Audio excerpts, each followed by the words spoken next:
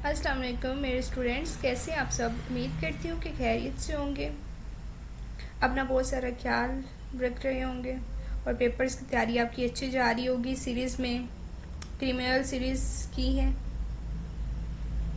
तो काइंडली इसको देख लेते हैं हम लोग। कस्ब है, इसमें टॉपिक है।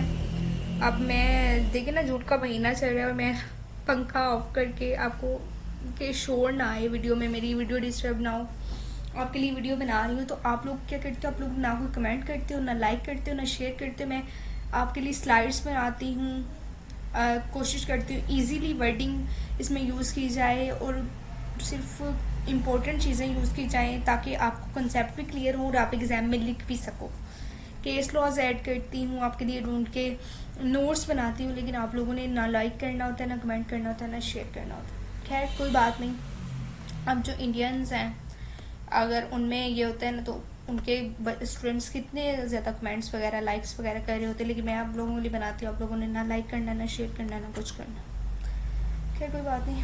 हाँ, हम चलते हैं अपने लेक्चर की तरफ। पहले है डेफिनेशन ऑफ कस्ब। कस्ब क्या होता है? आप लोगों ने जिना का टॉपिक पढ़ा होगा, मैंने उस पर सीरीज नहीं बनाई है।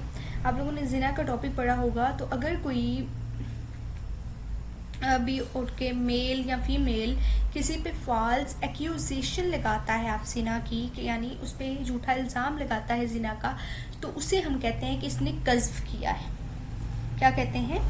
कज़्फ किया है। और फिर उसको बाद में प्रूफ भी नहीं कर पाता। अगर तो वो प्रूफ कर पाता है तो वो तो जिना हो गया ना, लेकिन अगर कोई झूठा इल्ज़ाम लगाता है जस्ट कि उसकी जो है इज़्ज़त को ख़राब किया जाए, या फिर डेफेमेशन करता है इस लिहाज से कि उसको ह्यूमिलेट किया जाए, तो वो हम कहते हैं कि ये कज़्फ के अंडर आता है। तो फिर उसकी क्या सज़ा है इन अकॉर्डिंग टू हदूद ऑर्डिनेंस 1979 में, तो वो हम लोग आज पढ़ेंगे। कज़्फ की डेफिनेशन आपको समझ आ गई। बाकी आपके एग्ज़ाम के लिए मैंने ये लिखी हुई है आपकी डेफिनेशन, इसका स्क्रीनशॉट लें, जो मर्ज़ी करें, आई डोंट केयर।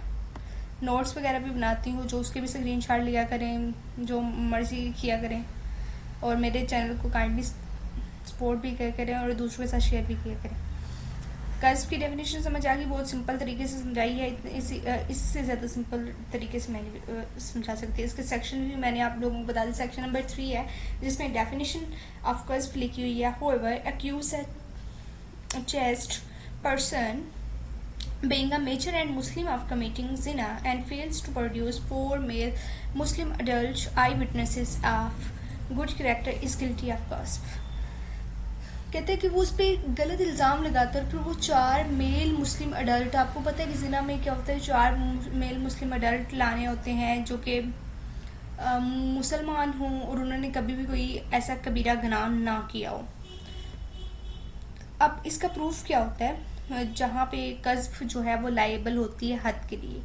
अब प्रूफ क्या होता है जी? वो विक्टिम हो फॉल्स चार्ज का, कि उसने वाकई गलत इल्ज़ाम लगाया हो।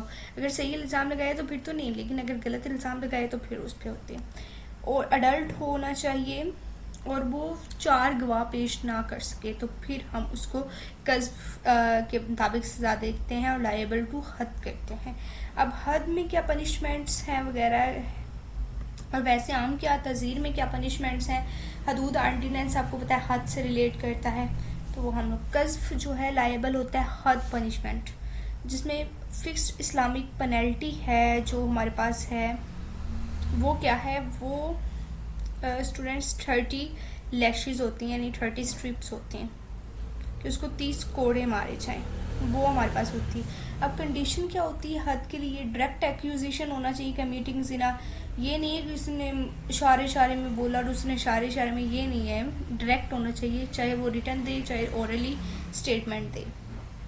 अक्यूज पर्सन जो होना चाहिए वो अडल्ट हो और मुस्लिम हो और नॉट कन्विक्टेड ऑफ जिना हो, साउंड माइंड का हो। ओके, तो फिर उस पर लायबल टू वो हद होता है। अब पनिशमेंट क्या है?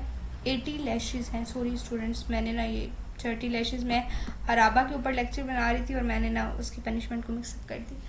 खैर, पनिशमेंट फॉर हद जो सेक्शन नंबर 70 में हमारे पास है वो 80 लैशेस होती हैं in public disqualification as a witness in future. Okay, तो ये हमारे पास छोटा सा टॉपिक था बिल्कुल कल्प का।